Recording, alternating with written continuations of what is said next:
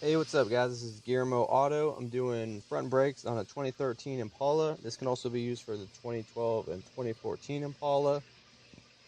Not so bad. First thing we're going to do is take a 13 millimeter and take these caliper bolts off. I just go right here and break it loose.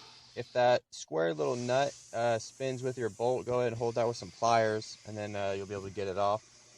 So go ahead and get this off in a safe spot. Go and get our other one off. Alright, let's get this out. Go ahead and wiggle the caliper off here and set it over to the side. I lift it over like this so it won't stress the brake line out. It's good not to stress them out. Take a flathead or use your fingers to pull the pads out either way. Okay, go and pull these out. Get the back one out here. Alright. So for the caliper bracket bolts, these are 15 millimeters. These are tight, super tight. It's like they're going to the moon or something in this thing. So basically, I'm using a longer wrench to break them loose. They got some GM Loctite on them.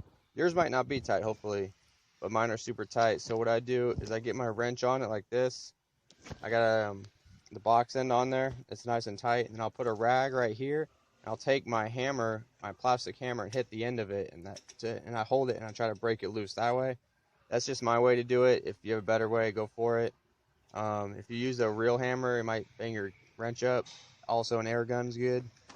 Use this. Just whatever means. It's definitely doable in your driveway, so don't get discouraged. They're just on there super tight. Okay, so I'm going to get my wrench on here, get it ready, and then what I'm going to do is get the bottom one out first, so then I can get to the top one. And what I mean by that is the bottom bolt, if you get it off first, then you'll be able to get, like, it might make easier to get to the top one, to get it out, as far as like where your wrench is going to be. So as you can see, I just hammered on this, and then I'm just gonna kind of work it free. Okay, now I got it loose. If you hear it like screech or kind of pop when you're loosening it, that's normal. That's because it's so tight. All right, so I got it out, and I got the bottom one, and now there's like a space for my wrench to go for the top one. This is what I meant when I was talking earlier. Hopefully these aren't super tight for you. If they are, don't give up. There's a way to get them out. And this is only if you're messing with your rotors. If you're resurfacing or replacing your rotors too, then you're messing with these bolts. But anyways, so got them out. There's the 15s. Go ahead and take my bracket out. Put it over to the side. Don't forget my bolt here. Got it out. Try to zoom in. It's like, see that little like layer of, I guess it's Loctite or rust. It looks like a combination of both. But anyways, to get the rotor off, we want to get this off. It's a T30. Pretty sure it's a T30. I just put it on mine on my little gun. There's sockets out there or whatnot. Okay, getting this loose. And it shouldn't be that hard to pull out. Sometimes they're a little tight. So I got it off, and then I can wiggle this off. If your rotor's still stuck on, put a lug nut right here and tap on the back of the rotor with a rubber mallet. Only rubber though, not a real hammer. That'll ding up the rotor. But got this off. So I got my rotor resurfacing, or if you got new ones, you could do it. So when it comes to pads, what I do is I lube the ears of the pads at the sides. I just, lube where there's rust, or, where there's contact points. I get the sides of them lubed up just like this.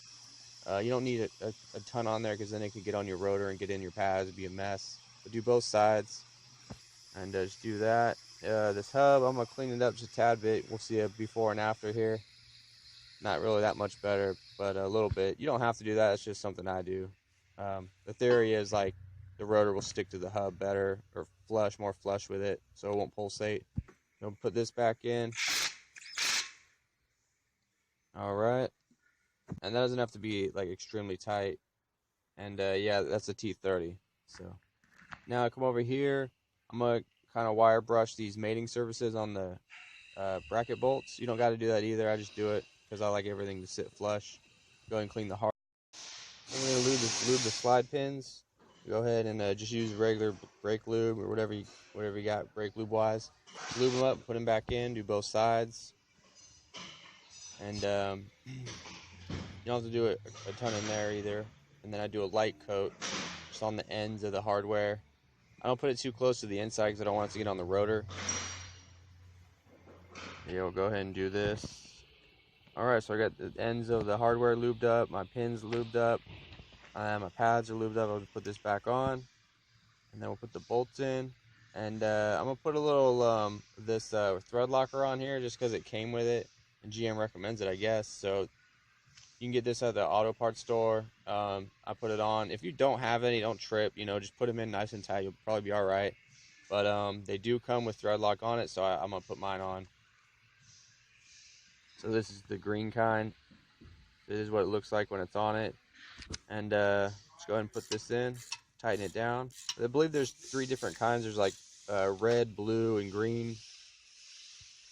Alright, so I got my pads. And on the, go ahead and put these in.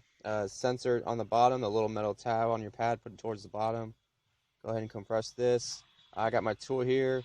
If you could put the old pad in here and push the pistons in, they both got to go in at the same time though, so just remember that. So I'm going to put my caliper bolts back down.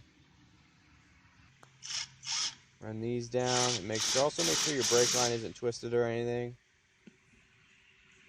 Alright, yep, make sure my brake line's good. Double check all your bolts, make sure everything's good. And that's about it.